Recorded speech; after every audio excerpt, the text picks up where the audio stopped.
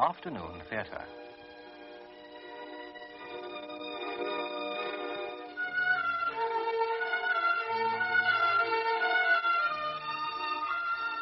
There are two kinds of pity. One is nothing more than the impatience of a heart that doesn't want to get involved. A kind that is not really pity at all, but a means of self-defense. A refusal to accept someone else's misfortune. And the other kind, the only one that counts, is the pity that has decided to endure everything patiently to the limit of its strength. Beware of Pity, a novel by Stefan Zweig, adapted for radio by Gert Westphal and translated by Harry Guest. Music by Peter Tsvetkov.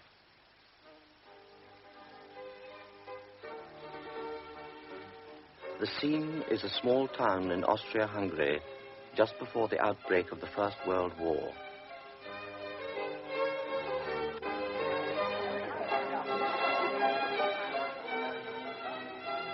There is a dinner party going on at Kekesfalva's castle. It is the first time Lieutenant Hofmiller of the Lancers has been invited. Tall and slim in his best uniform, he is standing in the doorway of the great dining room. The butler announces him. Lieutenant Hofmiller. The other guests are already at table. 40 pairs of eyes look up. Strangers' eyes which weigh up the latecomer. Forgive my being late, sir. I hope my baton was in time to present my apologies. Yes, indeed, Lieutenant. It was particularly civil of you to send your baton. I know what the army is like. It was the least I could do. But as I wasn't sure when you would come, we started dinner.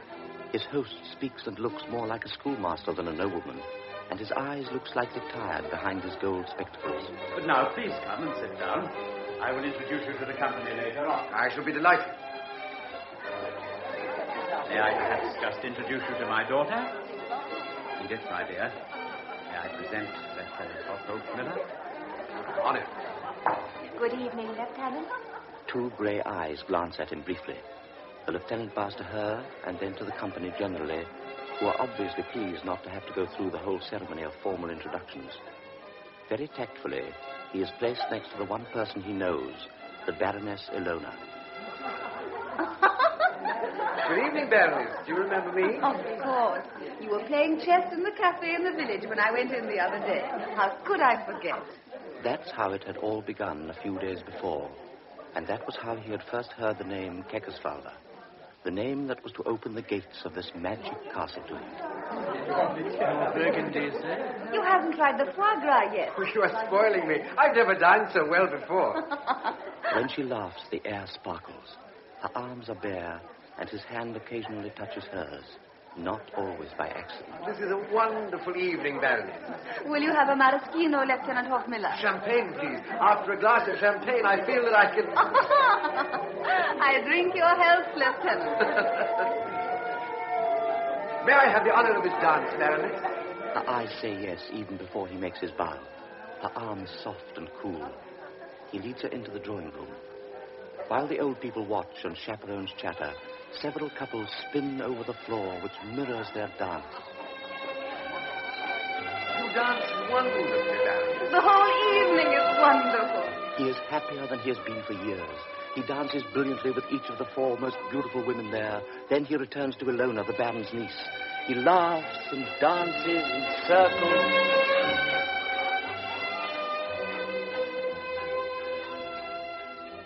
Suddenly, he hears a small silver chime as 11:30 strikes. Something occurs to him.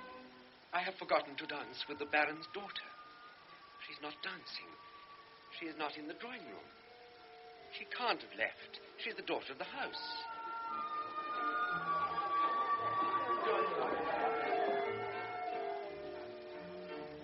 He finds her at last. She is in the next room, sitting between two old ladies. It is just because the flowers near her are so warm and crimson that the lieutenant is aware how pale her brow is under the auburn hair. But there is no time to stand looking at her. He must make up for his rudeness at once. May I have this dance? May I have this dance, Baroness? She doesn't move for 2 or 3 seconds. Then suddenly her pale cheeks flush. She closes her mouth tightly. Only her eyes continue to stare at the lieutenant. Baroness, With a convulsive movement, she clutches the table and the vase of flowers totters. At the same time, something heavy falls with a clatter from her armchair to the floor. Oh, there. Oh, my poor child. Cripple. I can't dance like the others anymore. The two old ladies take hold of her gently. She lets go of the table and falls back in the armchair. She is still crying. I'm sorry. I didn't realize. I'm sorry. Neither of the old ladies bothers to glance up at him, and the lieutenant wheels out of the room. Suddenly, he sees Ilona's face before him. Have you gone out of your mind? Didn't you see? Didn't you know? No, I didn't. I didn't. This is the first time I've ever been here. Edith is a cripple. She can't take two steps without her crutches. And you go and ask her to dance. But, Ilona, I didn't do it on purpose. Oh, please tell her how sorry I am. You must. I couldn't know. I only saw her for a second at the dinner table. Please explain. Ilona! But Ilona has gone hurriedly through the dancing couples. They'll all know in 5 minutes. Soon everybody will be talking about what I did. The servants will gossip about me, and by tomorrow the whole regiment will know. He decides to run away now, before the couples have left the floor. Before he sees his host, he stumbles towards the door and runs through the hall. Are you leaving us already, sir? The lieutenant flings his coat over his shoulders and runs out.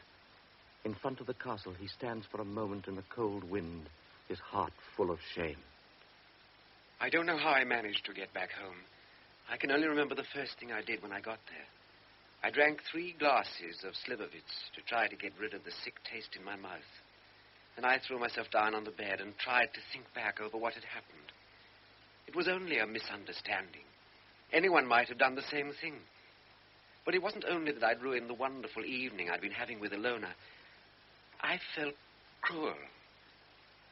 If only I'd kept my head, I could have made it all right again. But I ran away and spoiled everything once and for all. That's why I feel so guilty.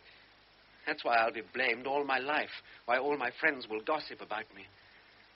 At last I fell asleep. But I could have only slept lightly and feverishly, for images of the evening kept swimming before my eyes.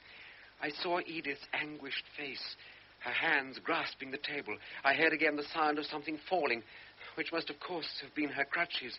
And I kept on imagining the door opening and her father coming in. Once the apparition was so vivid that I leapt up. I saw the reflection of my own face in the mirror, pale and beaded with sweat.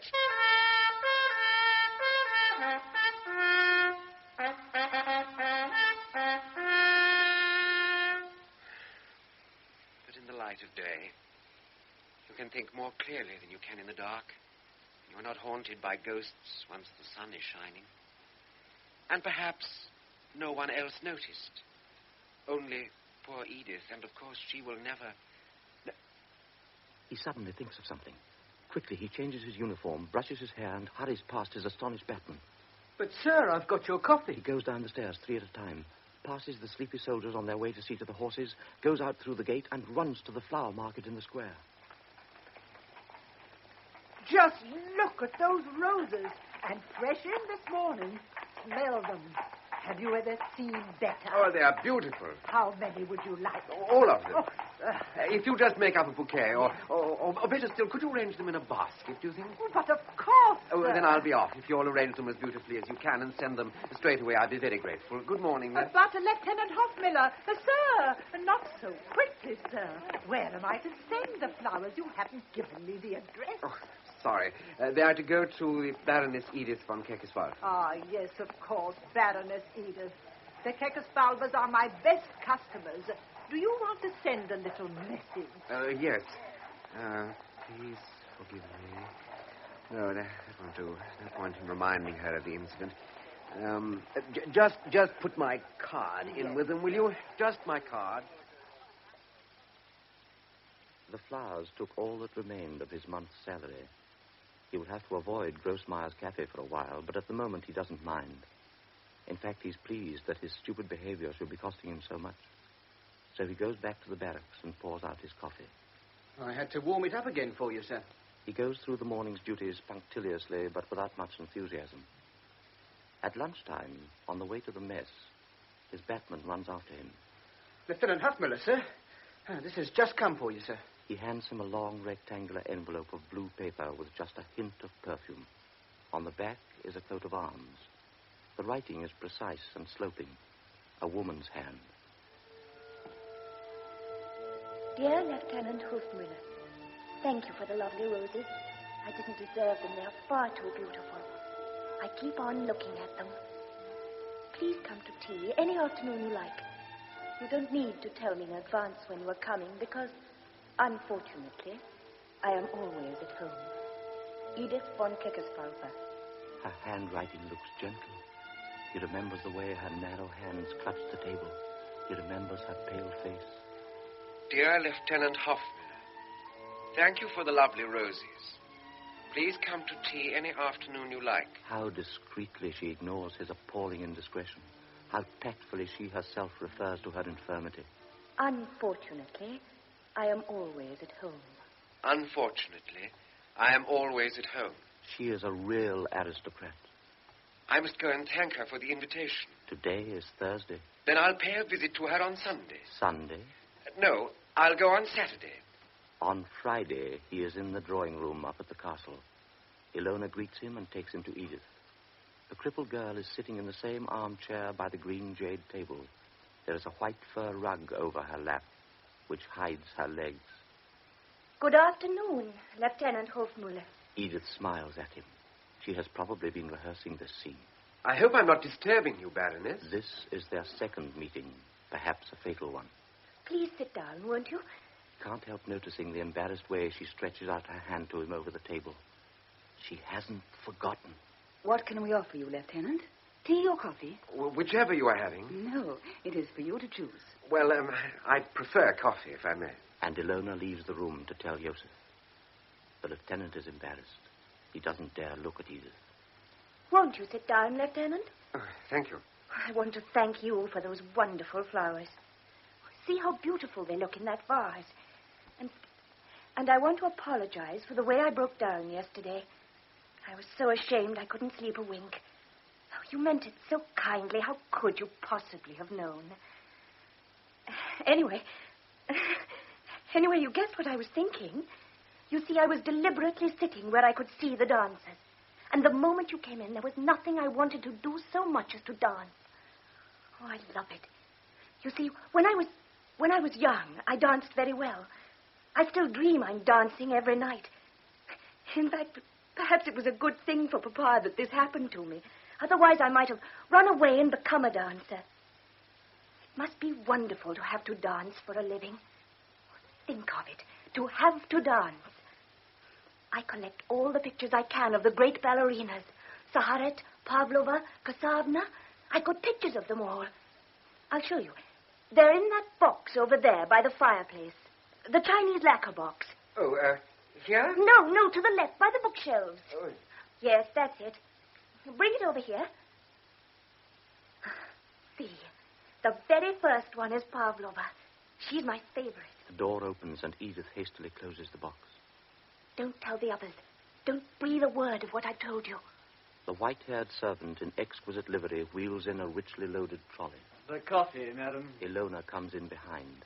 She serves Edith and her guest, sits down herself, and at once the tension is perceptibly eased.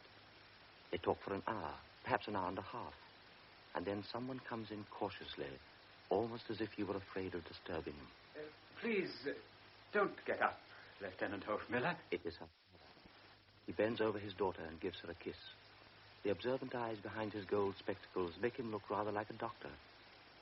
The worried way he glances at her disturbs the easy rhythm of the conversation they were having before he came in.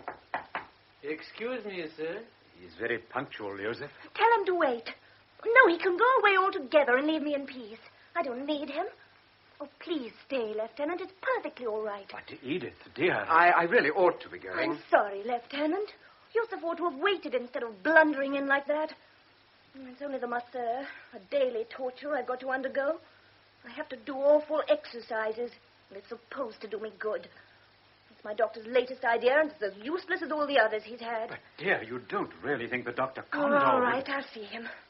I'm sorry, Lieutenant. Please excuse me.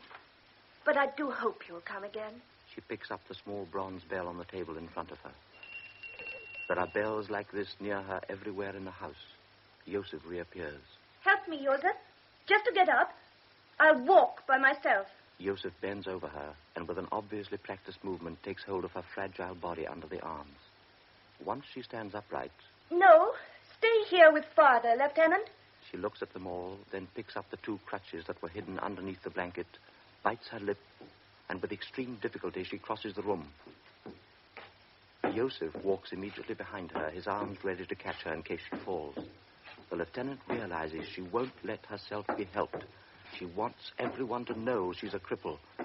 The distance from the table to the door seems endless. The lieutenant stands there, hardly daring to breathe, listening to the dry tapping of the crutches. Finally, the noise dies away behind the closed door. But still the lieutenant makes no move. Don't be offended, Lieutenant, if she seems a little brusque sometimes. These last few years, the poor child has gone through a great deal of pain. We tried all sorts of treatment, but improvement is very slow. No wonder she gets impatient. But what else can we do? Kekesfalva stays by the tea table. He doesn't look at the lieutenant. He has picked up a spoon and traces strange patterns on the table, still not looking at the lieutenant. If only you could have seen her before this happened. She was so full of life, so daring, so... And this had to happen to her. Yet, you know, it's very easy to make her happy. I wish you could have seen how delighted she was when your flowers arrived. You'd have almost wept. You can't imagine what a sensitive person she is. She'll be regretting the way she lost control just now. But how long can a child like that go on being patient when progress seems so maddeningly slow? While talking, his eyes have never left the strange patterns the spoon was drawing on the table. I'm sorry, Lieutenant. I've got no right to inflict our problems on you. It's just that I didn't want you to feel any resentment about the way she behaved just now. The lieutenant suddenly takes the old man's hand in both of his. Kekesfalva looks at him in some surprise. They both feel unwilling to break the silence. The lieutenant bows and goes out quickly. Allow me to help you, sir. In the hall, Joseph helped him on with his coat.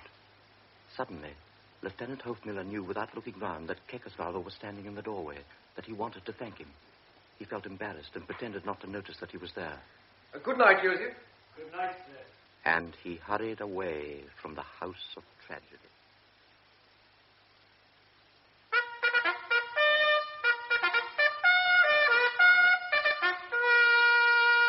Second formation! Go on! I love riding. Your blood runs warm, though the air is cold against your face. The smell of the dew, the smell of the fields. Your breath steams in the morning air. This is the best time of the day to ride. But today, it's as if some other hand were controlling my reins. I can see the square walls of Kekesfalva Castle, and perhaps someone in the castle can see me. Someone I hurt because I wanted to dance, and someone I might be hurting today because I can ride. No, stay here with Father, Lieutenant. I don't seem to have the courage to enjoy my health anymore. Second formation! Start! That tug on the reins was the beginning. It was, as it were, the first symptom. He had been infected with pity. 3 days later, a letter from Kekesfalva lay on his table. Dear Lieutenant Hofmiller, would you care to come to dinner next Sunday? This time the guests will be all male. I have invited Lieutenant Colonel von Frieser from the Ministry of War, whom I have doubtless already mentioned to you. If you accept, it will please my daughter and Ilona as much as me. Coffee is served in the drawing room. There is a wide choice of liqueurs and, of course, thick cigars with colored bands round them. You won't mind if I smoke my own cigarettes, will you, Kekesfalva? The baron leans forward to speak to Lieutenant Hofmiller. Would you care to join us in a game of cards, Lieutenant? Or would you prefer to talk to the ladies? The latter, sir, of course. If I win, the colonel will resent it. If I lose, that's the rest of my month's pay gone. After sending the basket of flowers, he has only got 20 crowns left in his pocket. How's life down at the garrison, Lieutenant? I was at school with your colonel, you know. Joseph has set the card table up, gentlemen. The lieutenant sits down by the two girls, who both appear particularly charming to him tonight. Edith doesn't look as pale as she did last time. Perhaps she has put on a little rouge in honor of the guests. She seems calmer, less agitated. Have another cognac, Lieutenant. Oh, no, really, nothing more. I shall get drunk. Ilona's eyes are sparkling. The lieutenant feels he could very easily fall in love with her. Does he avoid the temptation because he knows she is already engaged? Or is it because of Edith? Tell us another story, Lieutenant. The cognac warms him. He is enjoying a cigar after another sumptuous dinner. His conversation is neither clever nor deep. He is just telling commonplace little stories, just gossiping about garrison life. So the private said, sir, aren't you sitting the wrong way round on that horse? Ah, said the officer, you don't know which way I want to go. The girls are delighted with his stories. Edith is in high spirits, and her clear laugh rings out. There seems to be health and even beauty in her face tonight. Her grey eyes are sparkling with happiness, and the lieutenant takes pleasure in looking at her as long as he can forget her crippled legs. The three of them go on laughing and chatting till midnight, but finally goodbyes have to be said. Of course I'll come again. Promise you will. The day after tomorrow, or even tomorrow. I shall look forward to it. And he goes into the hall with the other guests. The car is ready, gentlemen. The lieutenant gets his own coat because Joseph is busy getting the lieutenant colonel's. Thank you, Joseph. But the lieutenant suddenly feels someone helping him into his coat. It is Kekesfalva. Oh, no, sir, please. It's all right. I can manage. You don't know how happy it makes me to hear her laugh. It was just like the old days before she... Shall we be off then, Lieutenant? Kekesfalva does not want to go on talking when the lieutenant colonel is there. But his hand touches Lieutenant Hofmiller's arm, and in a shy little gesture, there is a whole wealth of gratitude and tenderness. So as the lieutenant follows his superior officer to the car, he has to be careful no one notices how moved he is.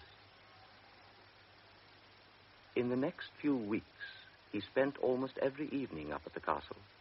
It was a pleasant habit to get into. He was spoiled, perhaps dangerously so. It was an exciting experience for a 25-year-old man who had passed all his life since boyhood in one garrison after another. I had found a real home at last. A place where I was treated just like one of the family. This is the book I was telling you about. But... Go on. Take it with you when you go. Now sit down in your chair.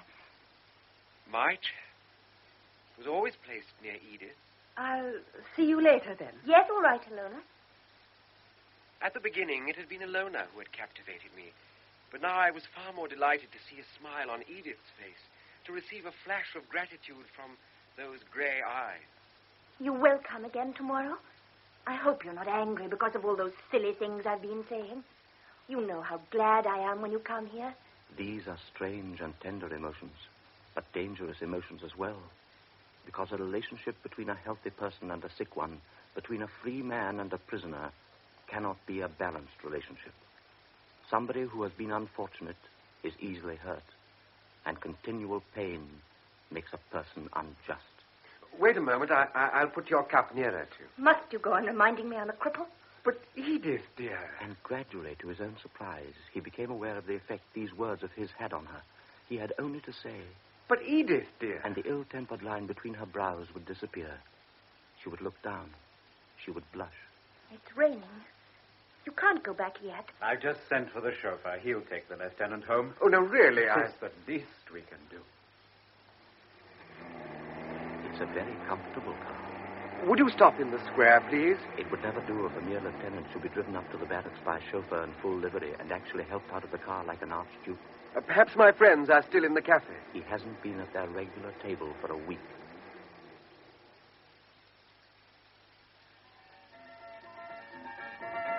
The front room of the cafe is already in darkness, but in the billiard room at the back, lights are still burning under green shades.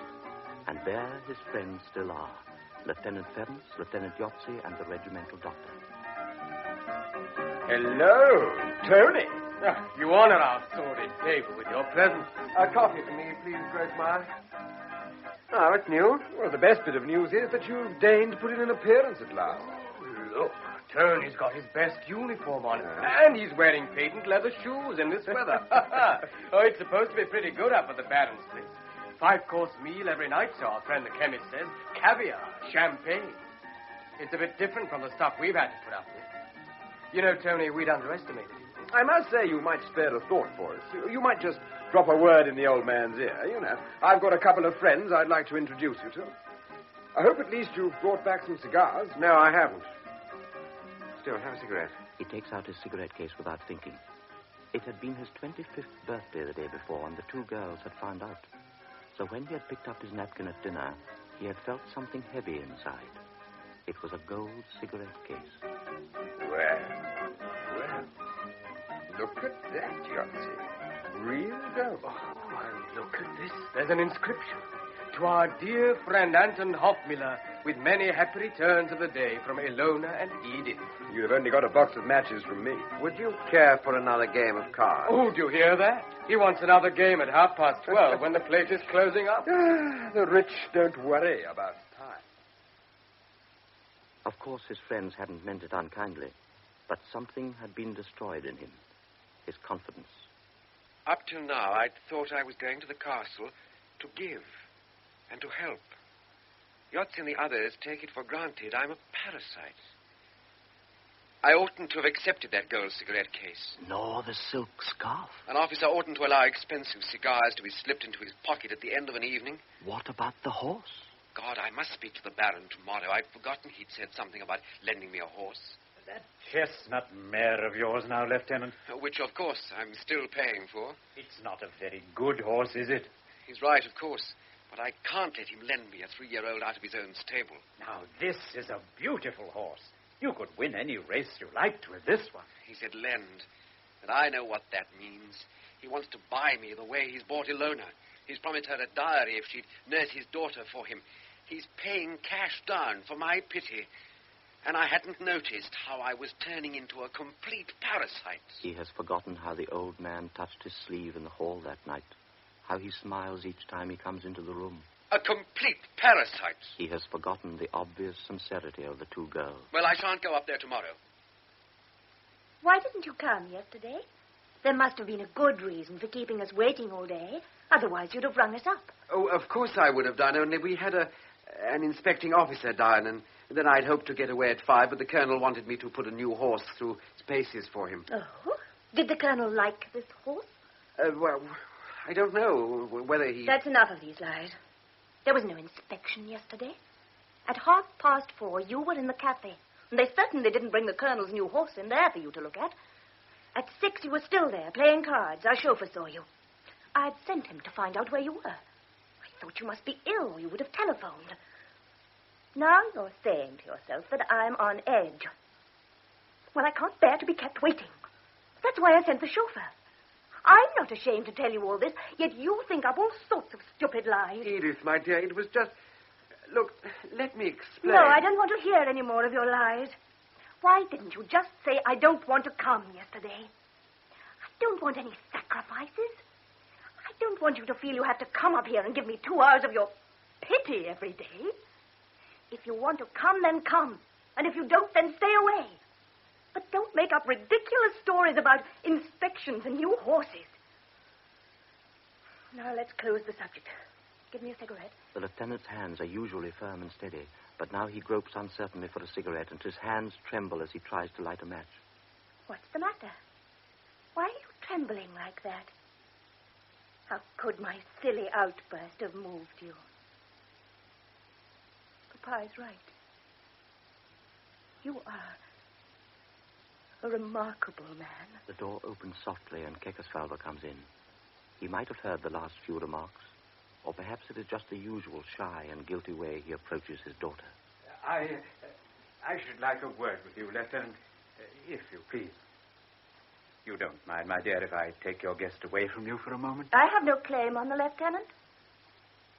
I'll say good night, then. We'll go to my study. That is, if you don't mind. Oh, not at all. I should be honored. Sit down, Lieutenant. Sit down, please. I have a great favor to ask of you. I know I've got absolutely no right to trouble you. You hardly know my family. You can refuse, of course. He has taken his glasses off. Without them, he seems naked and defenseless. But I've trusted you right from the start. You were a good person. You were considerate. Oh, Yes, you are. When you're as old as I am, you have only to glance at somebody and you know him through and through. But I didn't ask you whether you'd be willing to listen to my request. Would you? But of course. Thank you. Do you know how this happened to Edith 5 years ago? No. My wife had been dead for some time. Perhaps it was fortunate. She would never have been able to bear it. Of course, I didn't know that it would last this long. Think how much we all respect doctors these days. Almost every day you read in the paper some new miracle they can do. So, of course, you don't doubt that they can do the simplest thing possible. Cure a child who's born healthy and who has always been healthy. I never believed that God would permanently harm an innocent creature. You've tried every kind of medical advice, I suppose. Of course, we would travel miles to see any famous doctor. They've tried this and that. They've said there's hope. They've taken their money and gone away again. And everything's stayed exactly the same. Well, there has been an improvement, I must admit, but no one has been able to cure her completely. Only one has really persevered with her. Dr. Condor. Perhaps you've heard of him. You were in Vienna for some time, weren't you? Yes, but I haven't heard of him. I can't tell you whether he's a better doctor than all the others. But I do know that he is a better human being. He's got a burning desire to be stronger than disease. And not because of ambition like the others. Not to get rich or get a title. The old man has become very excited. His eyes, still unprotected by his glasses, have taken on a gleam of violent enthusiasm. He's a marvelous man, I tell you. He once undertook a case where he wasn't successful. He'd promised that he would save the sight of a woman who was going blind. And when she did eventually go blind, he married her. Think of that. A young man marrying a blind woman 7 years older than himself. Oh, she wasn't beautiful. She was penniless, neurotic. She'd been nothing but a burden to him. You can see what sort of a man he is and how fortunate I am to have found somebody like him. He will help her if anybody can. And pray God he can. The old man joins his hands together as though in prayer. Now, Lieutenant, this is the favor I want to ask you. It's just because Dr. Condor is such a good man that I feel anxious. I'm always afraid that he considers my feelings and therefore won't tell me the whole truth. I am old now and none too well myself. I must know if I shall live to see my daughter walk again, completely cured. I must know that. I can't go on with this uncertainty. He stands up and crosses to the window. The lieutenant knows this movement now. When Kekesfalva feels tears coming into his eyes, he turns away quickly. He doesn't want pity any more than his daughter does. Forgive me, I didn't intend to say as much as that. Yes, Dr. Condor arrives tomorrow from Vienna. He will examine Edith about midday and leave by the night express. I thought it would be a good idea if you were to ask him, quite casually, as a stranger, someone quite disinterested, whether she will ever be completely cured, and how long he thinks this will take. I don't think he would lie to you. He doesn't need to spare your feelings. But naturally, you mustn't let him know that I've spoken to you. Will you? Will you do this for me? Yes, sir. I promise you I'll do that for you. I knew you would. The first time you came back here and was so nice to Edith after... Well, you know, I felt straight away that there was someone who'd understand. And if ever I can do something for you... No, don't misunderstand me. I don't mean anything material. I just mean that I have good contacts. I know a number of people in the various ministries, in the Ministry of War, for example. And it's always useful nowadays if you've someone you can count on. And you never can tell. There might be a time when, you know... Kekesfalva has not once glanced at the lieutenant while he has been talking. Now he looks up, slightly exhausted, and puts his glasses on again with trembling fingers. Oh, perhaps we'd better go back. Otherwise, Edith might guess we've been... Since she's been ill, she's become far more acute than normal people. From her room, she knows everything that goes on in the entire house. She guesses what you are thinking before you've spoken it. Therefore, I must suggest we go back before she starts suspecting something. It is difficult to describe how moved I was by this conversation. That the Baron should have chosen me out of all his friends and acquaintances pleased me more than any congratulations or praise I'd ever received. But my pleasure was mixed with guilt when I realized how thoughtless I had been. How could I have gone on coming to this house week after week without asking the obvious question, will she always be crippled like this? I didn't once think of asking her father or Ilona, and now I too was worried by the same question that had been tormenting the Baron for years. Can this Dr. Condor really release Edith from her suffering? Will she ever run upstairs again, chasing her own laughter, happy and carefree? How fine it would be to gallop over the fields with her. One evening I'd be able to bow and say, "May I have this dance?" And she'd nod, looking at me with those grey, inquiring eyes. I should be delighted, Lieutenant. And we'd spin over the floor that would mirror our dance.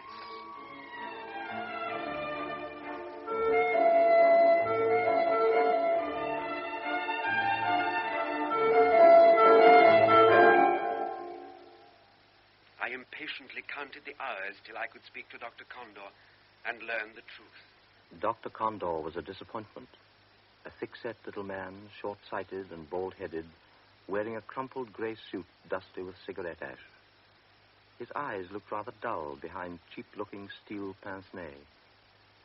At the end of the evening, the lieutenant found no difficulty in leaving the castle with him. No, please don't order the car, Baron. I'd really prefer to walk. I need some fresh air. I spent the entire morning in the hospital and then caught the train to come here. And of course, I won't take the lieutenant with me. No, really, I ought to be off. I'm on duty very early tomorrow. Well, if it's all the same to you, we'll walk. You know, our host ought to get more sleep than he does. A full moon stood in the sky, a polished coin of silver in the starless night. Their feet crunched on the frozen gravel. Condor didn't break the silence until they had shut the garden gate behind them.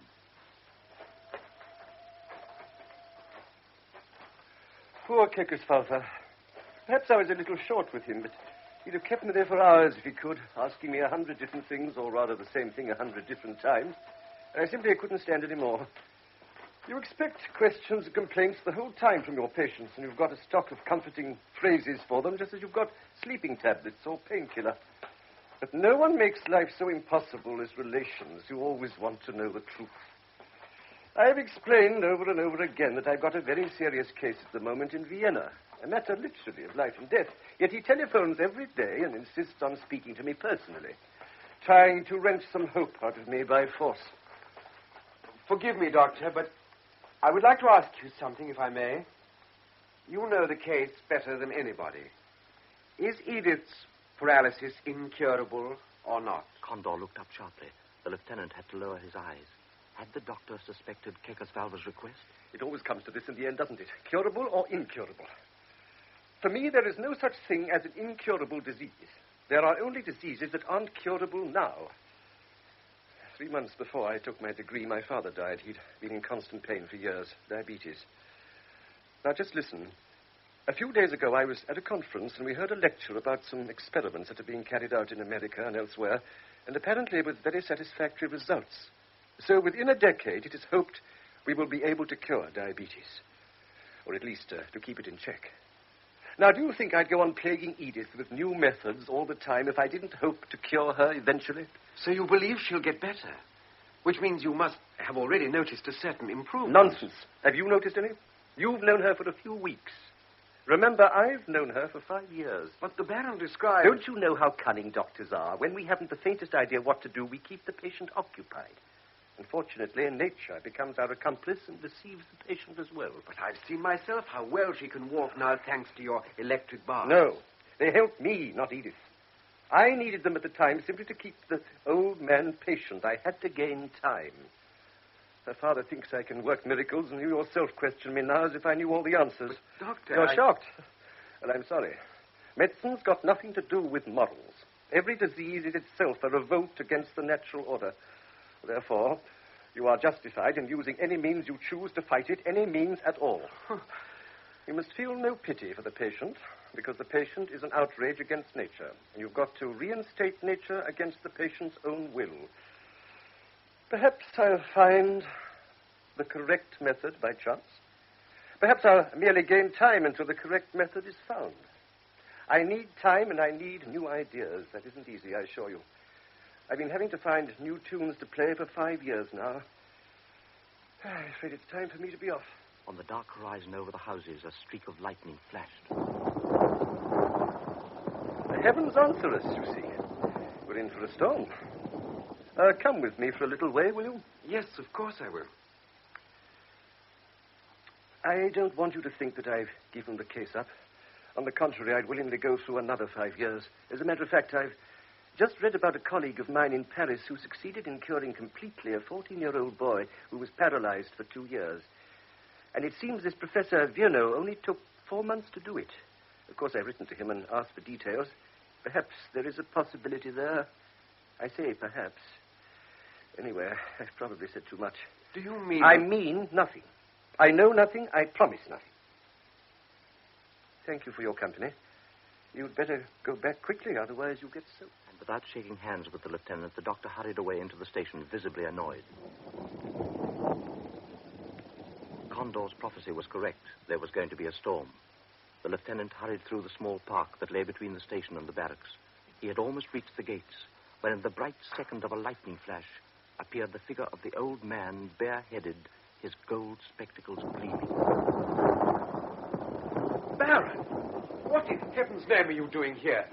Didn't you say you were going to bed? No, I couldn't sleep. I wanted to... But you must go home quickly. The storm's going to break any moment. Isn't your chauffeur here? Yes, over there. Well, hurry. If he drives quickly, you'll be home in time. Now, come on. Yes, I'll come, but first tell me, what did he say? Well, what did who say? Dr. Condor. You asked him? Oh, yes, tomorrow. I'll tell you tomorrow everything he said, every word. Now, please, come to your car. But the old man staggered like a drunken man and collapsed on the bench. The wind drove the leaves over the path and blew them up into their faces. The old man did not notice. For him, the clouds and the rain did not exist. Tell me, please, what did he say? The only thing on earth that mattered to him was whether his child would get better or not. How could I have made myself tell him the truth? That, in fact, Condor knew nothing yet. He sat by me trembling, stuttering with excitement and weakness. He just wanted some hope to cling to. So I told him the few reassuring things I'd heard from Condor about the new cure which Professor Virno had tried in Paris with great success. And immediately I noticed how he pulled himself together. I oughtn't to have said anything more, but the pity I felt for him made me go on saying what I had no right to say. Does he really believe that? Did he really say that? And in his weakness and impatience, the lieutenant replied yes to every question. I felt his confidence grow with every word I spoke, and for the first and last time in my life, I felt something of the intoxicating pleasure of creating comfort. Do you really think so? Yes, I do. Really. Neither of them paid any attention to the blue flashes of lightning nor to the roar of the thunder. They sat there close together, talking, then listening, talking, listening, outbidding one another in their fantasies. Yes, she'll get better. She'll be completely cured, and soon completely cured. Oh, thank God. Thank God. Then the gust of wind that announced the real storm swept past them, and they were enveloped in a swirling cloud of dust. Now you must go home. They ran to the waiting car. The chauffeur helped the old man get in. But just as the lieutenant was arranging the rugs over the old man's knees, he grasped the lieutenant's hands before he could be stopped, and the old man kissed the right hand, then the left, over and over again. Until tomorrow, then. And the car roared away as if driven by the ice-cold fury of the wind.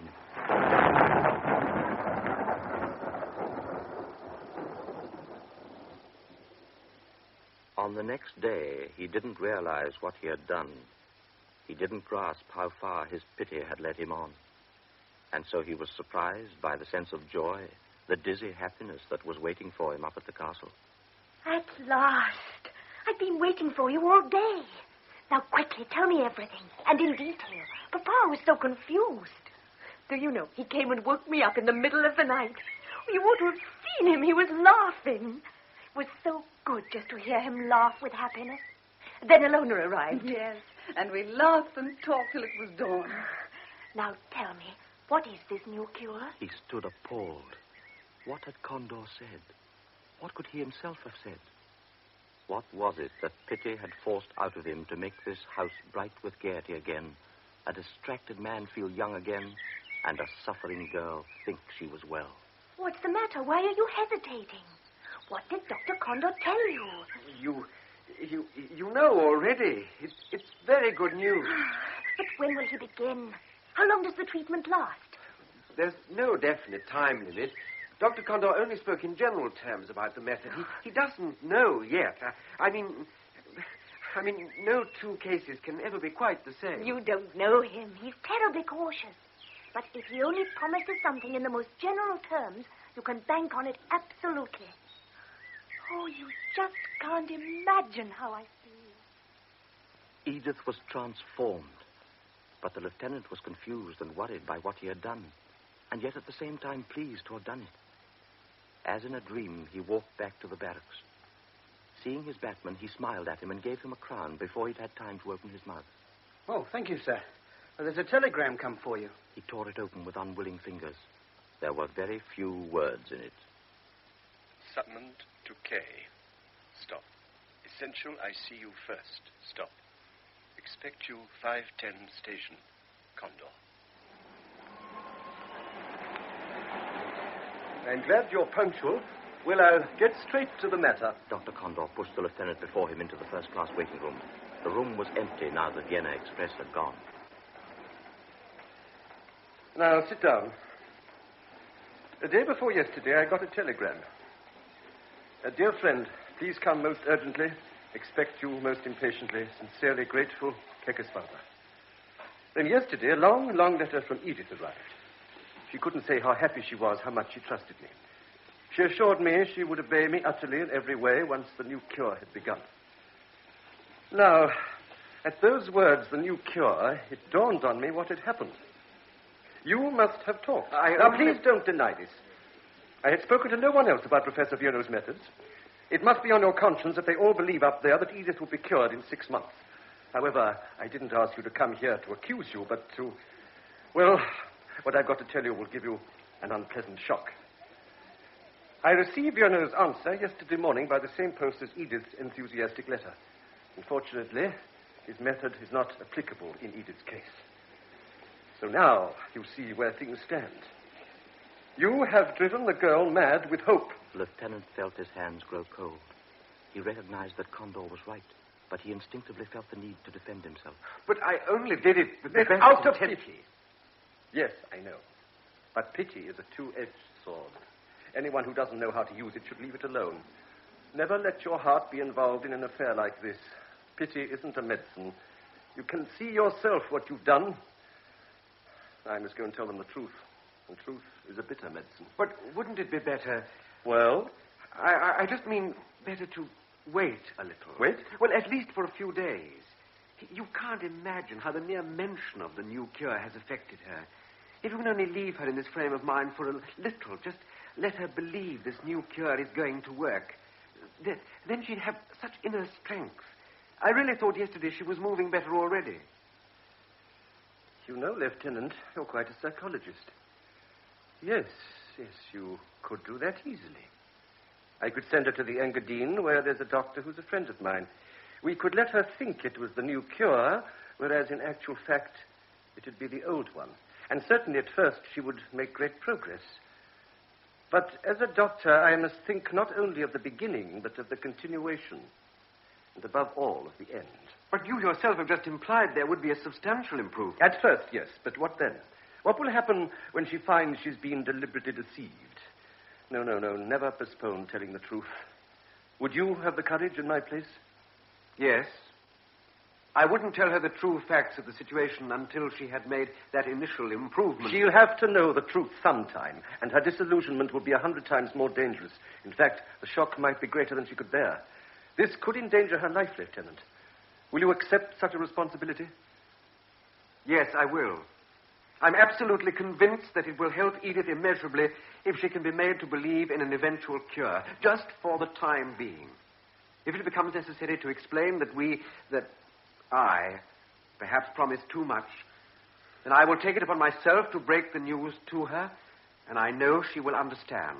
Well, if you take on the responsibility of making Edith accept reality again and of preventing her having a setback, I think we can risk postponing the truth. But I warn you, immense strength is needed to revive and console someone you've deceived. Can I rely on you to stand by me unconditionally? Unconditionally. Good. Then I shall advise her to try a cure in the Engadine, but I shall explain that Virnow's method is in no way proven, and that neither she nor her father must expect a miracle to happen. If, in spite of that, they insist on putting all their faith on a cure, then it is up to you to clarify matters. Well, that settles it, then. It's time I was going. 3 hours later, the lieutenant found a note on his table. It had been left for him by the chauffeur. Dear Anton, come tomorrow as early as you can. I've got so much to tell you. Dr. Condor has just been here. I am to leave with him in 10 days. I cannot tell you how happy I am. Edith. Everything went according to plan, as by now the lieutenant rather feared it would. An enthusiastic welcome greeted him the moment he entered the garden. Why are you bringing me all those flowers? I'm not a prima donna. Oh, aren't they lovely? Well, we're off to the Engadine in 10 days' time. I'd always known that those electric baths and massages were no use. But now you'll see. Why don't you say anything? You just sit there looking stupid. Sorry, looking shocked. Just like the day before yesterday. Ilona, please put those flowers in water. Yes, my dear. Now, won't you be happy like me? Of course. I'm terribly happy for you. You don't show it much. But, dear child... Don't always call me that. You aren't all that much older than I am. But why shouldn't you be happy? You're getting a few months off now we're closing up here, so you're free of your boring Good Samaritan duties for a while. Oh, you must be looking forward to it. Do you really think that? July, August, and September are the worst months for us in the cavalry. It's our busiest time. Nothing but maneuvers and parades. You're on duty from morning till night, right to the middle of September. When will you come and see me, then? Where? Don't be silly. Where do you think? In the Engadine. Where else? I'd like to see my colonel's face when I ask him politely for a few days off in the middle of the summer maneuvers, just to go to Switzerland. And you'd hear 1 or 2 words that aren't in the dictionary. You can think of an excuse. Papa will arrange it for you. He knows plenty of people in the Ministry of War. Oh, then he must also persuade the ministry to give me a travel grant. What do you mean? How much do you think a journey like that would cost? Not very much. A few 100 crowns at the most. Do you know what a lieutenant gets? Have you ever thought? 200 crowns a month. And he's got to live as best as he can with that. Do you buy me such expensive flowers? You mustn't spare another thought about what it costs. Of course you will be our guest. Let's not mention the subject again. I must just say something else. We don't want any misunderstandings between us. I know you and your father mean well, but I will not allow him to get me any leave from my regiment. Then you don't want to come? I didn't say that. I simply told you the reason why I can't come. Even if I asked you most sincerely. Please don't ask me. It wouldn't be any use. Good. Now I know how sincere your friendship is. I'm glad. Just tell me, though, why do you come up here at all? Well, that's obvious. Obvious? Oh, better come up here than be at a loose end. Edith, dear, I can't say anything else but that I come up here because I like seeing you and because I feel so much happier here than anywhere else in the world. When you and I talk, Well, perhaps you'll think I'm being a bit presumptuous, but I have the impression that you like my being with you. When I see you, I feel... What do you feel? That there's someone to whom I'm not entirely unimportant. Of course, I know I'm a pretty ordinary sort of person, but then I remember how you sit alone up here, and perhaps you're glad if someone comes and sees you. Can you understand this? Yes, I understand. I understand very well. You come here out of pity. Thank you very much. I don't want a friend who's only interested in me as a cripple. Don't look so shocked. Of course you're hurt when someone tells you the truth. Thank you for sacrificing so much of your time to me. Well, I don't need you. I don't need anybody. I'll soon have finished with it all anyway. Look, do you see the scar? I tried it once, but the scissors were blunt. But I missed the artery. This knife is better. I'd rather die than have your pity. Edith! Get away. How dare you touch me? Let go. Let go, I say. When he didn't obey, she twisted her body and pushed him away from her. Get away from me. The effort made her lose her balance, and to try to stop herself, she grabbed the table. The lieutenant tried to catch hold of her. Edith! Edith! But they fell together, and the cups and plates fell and shattered all round them. The lieutenant bent over her, and her hands suddenly clasped his head and pulled his mouth down to hers. She kissed him, greedily, desperately, and clutched him to her. Once she let go of him for a moment and looked into his eyes. Then once more she kissed him on the cheeks, the forehead, the eyes. You silly idiot. You fool. You fool. Suddenly she let go of him. Her head fell back onto the stone, and her eyes glowed in triumph. Now go away. You idiot. You silly idiot. They heard steps. Was it Ilona, they wondered, or had Joseph heard the noise of the crash? Terrified of meeting anyone, the lieutenant rushed through the garden, and for the second time he was a fugitive, fleeing like a thief from this fateful house.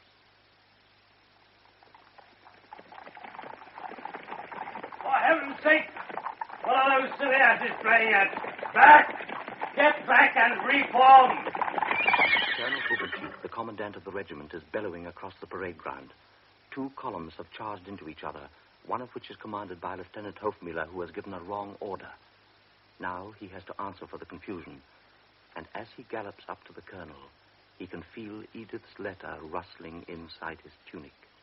It had arrived shortly before they had set out for this morning's exercise. Lieutenant Hofmiller. Dearest one, I don't want to go on living unless I can love you. He salutes the colonel. Sir? Just give me some sign that you love me in return. Have you gone out of your mind, Lieutenant? This has all happened against my will. I've never seen such a gulleful mess. I want to get well again for your sake. Never in my whole life. If you believe in me, I shall no longer be a cripple. Just pull yourself together, man. I think of you every moment of the day. Haven't you got any sense at all? Forgive me for loving you, my dearest. The lieutenant stands immobile at the salute. I will not permit an officer of mine to give such a bloody silly order. I don't want to see your damn face again today. Come and report to me tomorrow at noon. Then, with the sudden brutality of a kick... Yes, mess! I'll give everything up. Everything. I'll leave the army. I want to get away, even from them, in their dismal castle. The lieutenant still thinks he wants to get away, even though, while he sits in the Vienna Express, he can't get Edith's passionate letter out of his mind. I implore you, my darling, don't be angry with me. I want to get away. He thinks he does, even when giving the address to the cab driver.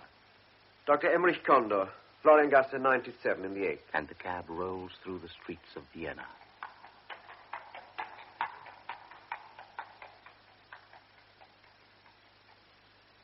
Yes, this is where Dr. Condor lives, but he's not at home. He's gone out to Meidling. But he told Madam he'd be back for dinner. Please come in and wait. You can sit in here. The lieutenant looks round the room. The furniture is shabby. He thumbs through the tattered papers, stands up, sits down. 7:10. 7:15. A child cries in the courtyard. A barrel organ starts up in the street. 7:25. 7:35. Where can he be? At last the door opens and Condor comes in. To what do I owe this visit, Lieutenant? Aren't things going according to plan? Read this letter. I have begun this letter 6 times and then torn it up. I didn't dare to betray my feelings. But now you know. I am in love with you. What a fool I was not to have foreseen this. It's a mistake I've made before. To think only of the disease and not of the patient. Now you know that the only reason I want to be cured is for your sake. Forgive this love, my dearest one. And I ask only one thing of you. Don't be afraid of me. Poor child. Don't think I want to be yours yet. Not while I'm ill and ugly. I'm going to wait patiently until God has mercy on me and cures me. You have shown pity for me the way no one else has in the world. Oh, God, what have we done? Now she won't be satisfied with a slight improvement. She must be completely cured. Just send me a note or just a sheet of paper with your name on it, or a flower. Some sign that I don't disgust you, that you don't completely reject me. I don't want to go on living unless you let me love you. This is an extremely dangerous situation. I agree. You must write to her at once. You must say... What must I say? Well, that this infatuation is childish. It's insane. You must explain to her. Explain what? Explain she oughtn't to be in love? Should I say, you're ill, you're crippled, you haven't the right to be in love? No, but I can't say that to her. No, of course you can't, neither can I. The poor child must never know that you find her love unbearable. You must never let her suspect it in your slightest gesture or word. But somebody must explain to her. Explain what? I mean, that it's hopeless, completely absurd, so that she... When I... Lieutenant, you didn't come here simply to show me this letter. Either say what you have to say clearly and comprehensibly, or I must ask you to leave. The little doctor's spectacles glinted accusingly. The lieutenant looked at the floor. I don't find your silence very comforting. Perhaps you intend to break off your so-called friendship as a result of this letter. Or perhaps some event that made her write it. Do you want to shake them off? Now, when you've turned her head with your pity? You know what that would be, don't you? The lieutenant was silent. It'd be cowardice. Cowardice, do you hear? Come now, don't draw yourself up and take offense like that. We'll leave your military code of honor out of this. More important things are at stake than my calling you a coward. We are talking about a young person for whom I am responsible, so I won't be polite. I repeat, it'd be cowardice or even murder. Edith is very sensitive and very proud. How do you imagine she would take it if the first time she offers herself to a man, he answers her by running away? It'd be murder. And what is worse, premeditated murder. But, Doctor, what ought I to do? What can I do? How can I behave as though I was encouraging her? I mean, it's madness. I wouldn't be able to keep it up, and I won't try. I won't. I couldn't. Keep your voice down, for heaven's sake, and sit down again. Now, let's take things one at a time. Of course you're horrified when a passionate confession of love has been made to you, and you don't reciprocate her love.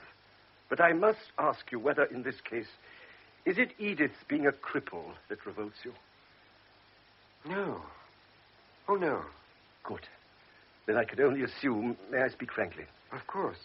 Well, that you are horrified, not because of the idea itself, but because of the consequences. How do you mean? I mean that you are afraid that others will get to know of your love and laugh at it. So you are afraid of being a laughingstock. The lieutenant said nothing. Condor had read his heart. This was, in fact, why he had kept his relationship with Edith secret, why he had never breathed a word of it to any of his brother officers, and why occasionally he had felt ashamed of it himself. No need to feel ashamed. I understand better than anybody what it's like to be afraid of people once you do something out of the ordinary. But believe me, it's rewarding to take on something very hard and difficult if you're saving another human being by doing so. I'm not strong enough. Don't count on me. You must help Edith. I can't.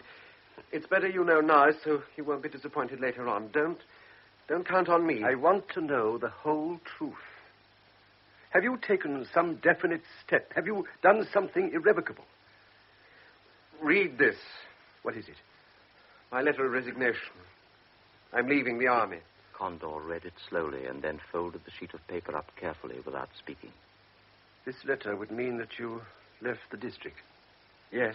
And didn't come back. Yes. So it isn't only a letter of resignation, but also a death sentence. A death sentence for Edith. You realize this, of course. I've asked you once, and I shall ask you again. Do you take the full responsibility on your conscience? The lieutenant said nothing. The doctor moved across to him and held out the sheet of paper. The lieutenant turned away and put his hands behind his back. May I tear it up? Yes?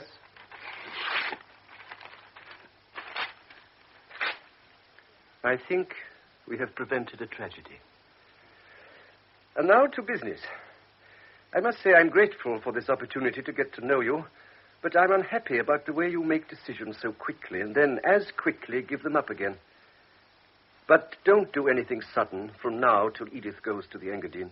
And above all, don't let her guess from anything you say or do how this love of hers disturbs you.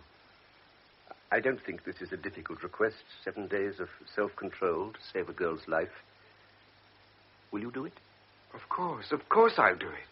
And if something should crop up, I mean, if your strength fails or if Edith suspects and loses her confidence, you may send for me at any hour of the day or night. I'll know what it's about. And now I must go to my wife, otherwise she'll worry. Even after so many years, I must be careful never to offend her. Somebody who's been hurt by fate once can so easily be hurt again. The doctor stood up and put his hand on the young man's shoulder. I'm glad you came to me and didn't just run away from her. After all, you can run away from anything, but you can't run away from yourself. Goodbye.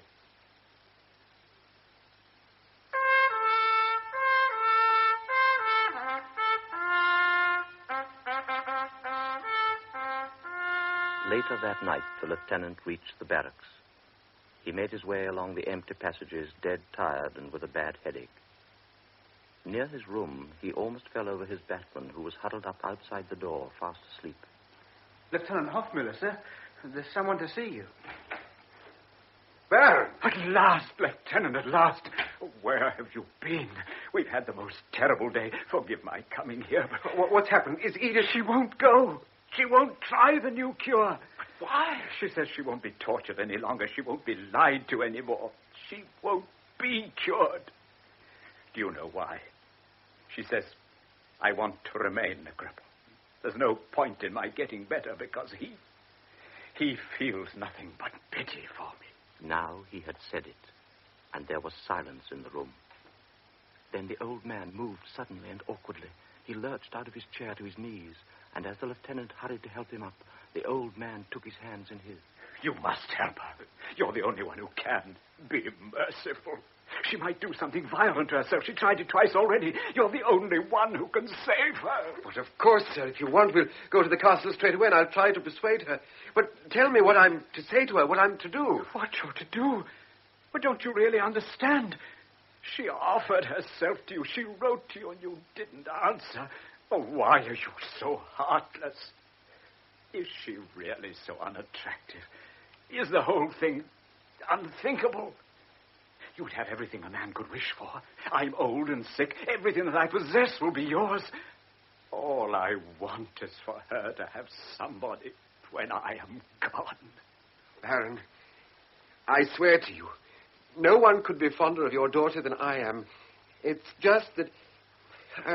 I mean, it's pointless if I say anything today. At the moment, the only thing that's important is that she should be cured. But then when she is cured... The lieutenant sensed danger. If he promised anything now, he was committed. But in the same moment, it occurred to him that her hopes were based on deception. Yes, when she's cured, of course. Then I should come to her myself. May I tell her that? Once again, the lieutenant sensed danger, but he no longer had the strength to withstand Kekesfalva's pleading. Yes. You can tell her.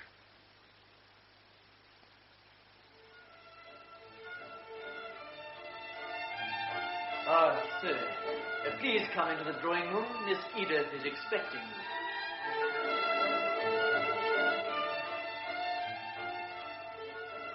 Thank you. You have saved Edith's life. Now, come quickly.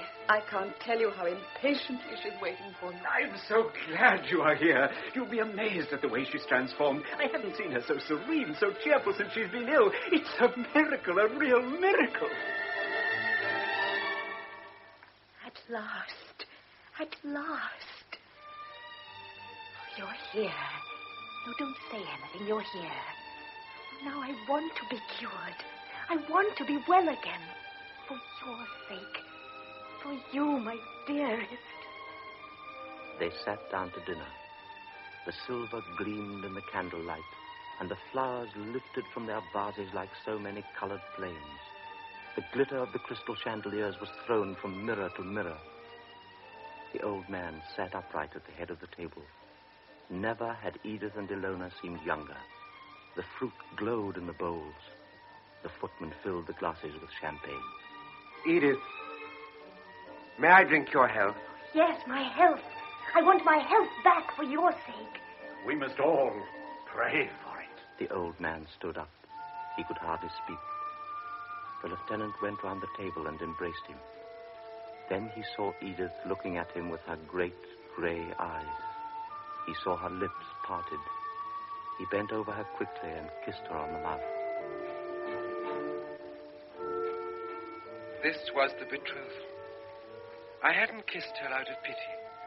The whole moment moved me so much that I had done so without thinking, without intending it. Suddenly I felt Edith's hand on mine. Let me have your hand for a minute. I felt something cool and smooth on my finger. Something for you to remember me by when I'm away. I didn't even look at the ring. I took her hand and kissed it. On that evening, I had created a human being.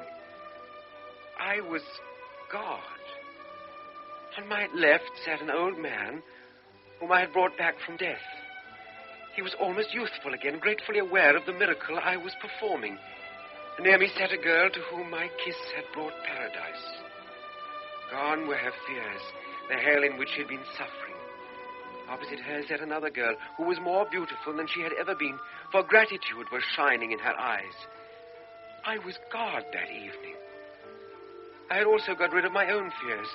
My soul was calmer than it had ever been before in my life. It was only when I got up from the table that I began to feel slightly sad. The same sadness God must have felt on the seventh day when his work was done. For it was time for me to go. If only he had left the house more quickly. But suddenly the hall door flew open. Edith was leaning against the doorpost. She supported herself with her left hand, and with the right she threw the two crutches away. No one need help me. I can do it alone already. I can come to you by myself. She pushed herself into a standing position. Looking straight at the lieutenant, she began to walk towards him unsteadily. One step, then another. She was walking. Come to me. With her arms wide apart. One more step. Now, one more. It was like the proving flight of a bird that had had its wings clipped. She had only 2 more steps to take when she collapsed on the floor at his feet. Ilona, Joseph, and Kekesfalva rushed forward and helped her up. She was sobbing in impotent rage. This moment tore away my illusion. I was no god. I was a miserable human being. I was weak and full of pity, and my pity was destructive. It was now or never. I should have helped her up, gone after her, sat by her bed. I should have told her lies. I should have praised the way she'd walked and stressed how effective the cure would be. But I hadn't got the strength. I couldn't delude her anymore. I was afraid, suddenly, afraid of this strange misfortune that I couldn't do anything to change. Without thinking what I was doing, I grabbed my cap and sword, and for the third and last time, fled like a criminal from the house. But where could he go? Not back to the emptiness of his room. He wanted something to drink, something to burn away all his thoughts. The cafe in the main square was still open. Hello, Tony. Well, this is a great day for you. Yeah, may I offer my congratulations? For what? Oh, the chemist was here a moment ago. He's heard it all. The old man up at the castle had just telephoned him. So, you're engaged to the lady of the castle? They all looked at him. He could see from their expressions that they were waiting for him to confirm the rumor. Then they would all roar with laughter. What a crazy idea. It isn't true, Tony, is it? Well, of course not. There's not a word of truth in it. I said so. I said so, didn't I? That's just one of the chemist's silly lies. I'll tell him a thing or two when I see him tomorrow. How dare he spread gossip about one of us? I knew it all along. I said so. Oh, it'd have suited the old boy down to the ground to palm the girl off on one of us. Lieutenant Hofmiller had got engaged at 10 o'clock, and 3 hours later he denied this engagement. His lies were applauded by 7 witnesses. With the engagement ring still on his finger, he sat in the cafe and allowed Kekesfalva to be insulted and Edith to be jeered at. He let his friends call the chemist a liar. He had betrayed a girl whose only fault was in loving him too passionately. Tomorrow, the whole town would know what he had said. It was the end. He had no choice left.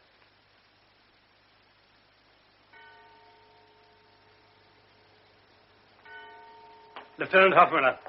Sir? This is a new fashion, is it? To wear your overcoat unbuttoned? I won't tolerate sloppy behavior. All my officers must be correctly dressed at all times, even at 2 o'clock in the morning. Understand? Sir? Dismiss. I said dismiss. Have you got ears? I request an interview with you, sir. At 2 a.m.? It must be an ugly story to be that important. All right, come to my room. We'll settle this easily. Tomorrow I'll send for all 7 before they set foot on the parade ground. And when I've finished with them, God forgive the man who remembers what you said to him. I'll see the chemist separately, explain you were drunk and hadn't the foggiest notion what those 7 chaps were asking you. That's point 1. Point 2. Have you been getting up to something with this girl, eh? Know what I mean? No, sir. Right. Well, we're in the clear. Tomorrow you disappear from this place and go to the reserve regiment at Czeslau. I'll write you the order and give you a letter to their CO. What I'll say is no concern of yours. All you've got to do is to disappear. I'll take care of the rest, right? Come here at 5:30 sharp and I'll give you the letter. Then you're off. Understand? Sir?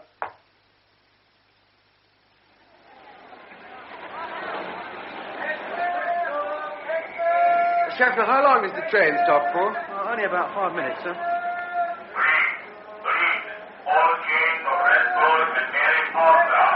Where's the telegraph office? Third door on the left, sir.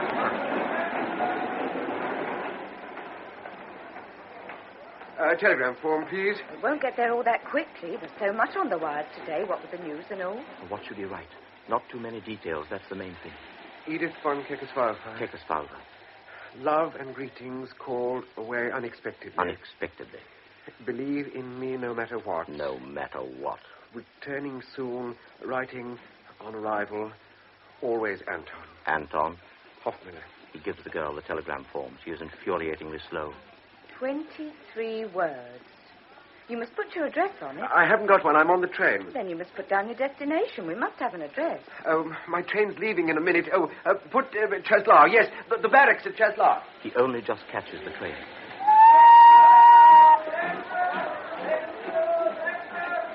He is about to ask what the news is when the train moves off.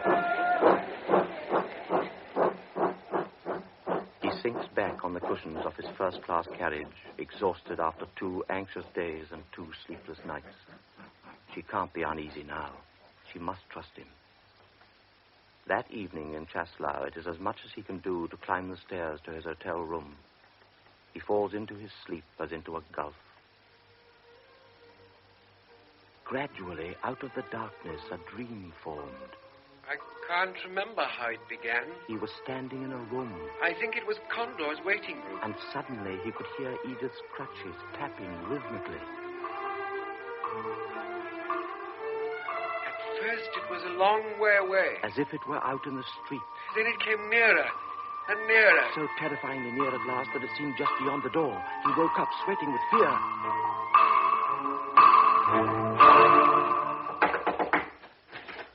You wanted on the phone, sir. On the phone? Oh, where am I? Oh, yes. Czeslau. What's the time? It's midnight. Do hurry, sir. It's long distance from Vienna. Oh, run and tell them I'm just coming. He pulled his overcoat on over his pajamas and ran downstairs. From Vienna? It could only be Condor. The telephone stood in the corner of the reception desk. The porter had the receiver to his ear. Yeah, quickly, give it to me. They've rung off. Hello? Hello? He couldn't hear anything, just a distant crackling and buzzing. Hello? Hello? Nothing. He waited, listened, pressing the instrument to his ear. At last. Are you through? No. Hold the line a moment. I'll try and connect you. The line hummed and crackled. There was nothing. Suddenly he heard, very far away, but very clear. Higher command, Kraft. Is that the Ministry of War? No, it isn't. No. Clear the line. It is essential I speak to the Ministry of War. Sorry. I tried to connect you, but the lines had to be interrupted. An emergency call. Please hang up now. I'll call you back when the line's free. Please do. It's very urgent. You go and wait in your room, sir. I'll come out straight away as soon as the call comes through. No, I'll wait here. Be on the safe side. He waited half an hour. He was shivering with disquiet and cold, yet he was sweating. Vienna. What could Condor want? The lieutenant refused to wait a minute longer. He went to the phone furiously. Hello? Hello? Has my call come through? Which call? Vienna. It was from Vienna more than half an hour ago. I'll inquire. Hold the line a minute, please. The minute seemed an eternity. Hello, caller. I can't seem to find out anything yet. If you replace the receiver, I'll ring you back as soon as I know.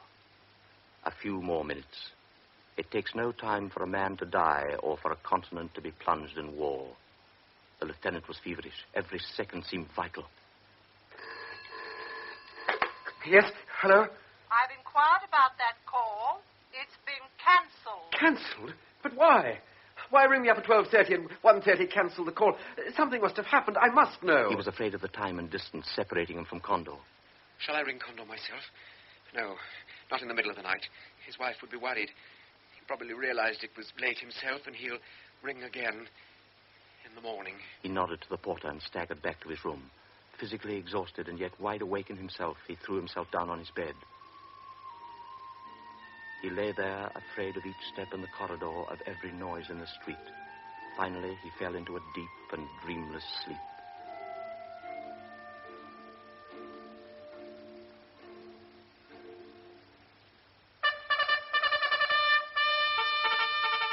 He woke up.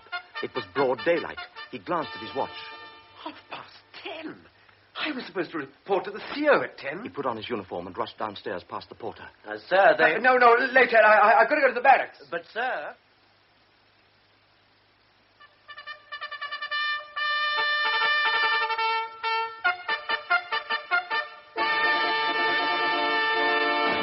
The whole garrison was on parade. Just in time, the lieutenant slipped into place beside the chaplain. The general was announced. He came forward slowly and read from a sheet of paper every eye was focused on.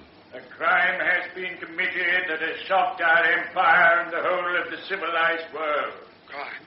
What crime? He suddenly noticed he was trembling. The foul murder... He started to sweat. ...of our beloved heir to the throne. The heir's been assassinated? When? Archduke Franz Ferdinand and his Duchess. That's what the newsboys were shouting about yesterday in Brünn. This terrible blow has plunged our royal house into mourning. He no longer heard what the general was saying. But the Imperial Army is... The words crime and murder struck his heart. Crime, murder. They were Condor's words. Without going to see his CO, he ran back to his hotel. Perhaps there had been a call for him. Oh, sir, there's a telegram come for you. Huh? It came this morning. I wanted to give it you first thing, but you hurried by me and... Yes. I couldn't give it to you. He tore open the envelope. He didn't understand the message. There was no signature. Then he realized what it was. It was simply an official communication to say that his own telegram, which had been handed in at Brünn station at 3:58, could not be delivered. Could not be delivered? He stared at the words. A telegram to Edith von Kekesfalva could not be delivered. But everyone knew her in that little town. Please get me, Vienna. Dr. Condor, Floriangasse 97. Is it urgent? Yes, very urgent.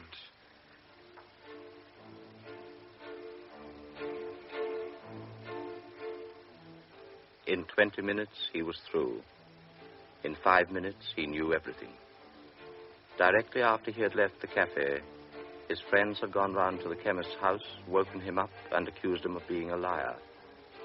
The next morning, feeling very angry, the chemist had gone up to the castle and told Kekesfalva everything, believing he had been misinformed. The two men quarreled violently, and their argument was so loud that Edith heard the whole thing through the open windows. She probably made up her mind then, but she kept on behaving serenely and even cheerfully. She did ask Joseph secretly to get in touch with the barracks and ask when Lieutenant Hofmiller would be back. and whether perhaps he hadn't left a note. The orderly reported that Lieutenant Hofmiller had been posted elsewhere for an indefinite period and hadn't left any sort of message for anybody. This had decided her. In the afternoon, she had herself taken up to the top of the tower. She said it was so that she could look at the landscape before she went away for her cure. At 4:30, the time the lieutenant always used to visit her, and no more than 15 minutes before his telegram arrived, she asked Ilona to go and fetch a certain book. And then she threw herself over the balcony and fell from the tower down onto the courtyard. She was still alive when Condor found her. Still unconscious, she was taken to Vienna in an ambulance. At 8, Condor learned of the lieutenant's whereabouts and tried to get in touch with him. But on that fatal July night in 1914, when the heir to the throne was assassinated, all the telephone lines were commandeered on urgent state business. Condor tried to get through for 4 hours. After midnight, the doctors announced that there was no more hope, and he canceled the call. Edith died half an hour later. I escaped into the war like a thief into the night. I searched for death, but death eluded me, and I was condemned to go on living.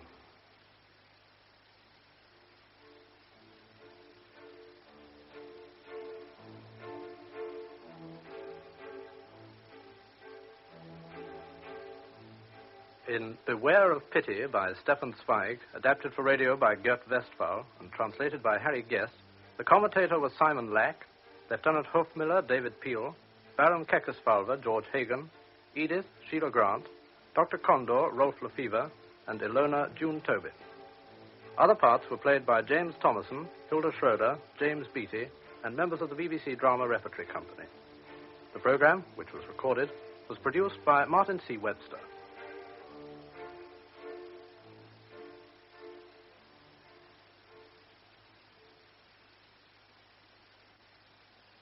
That was the second hearing of last Saturday's broadcast. Now, our next program follows in a minute and 3/4.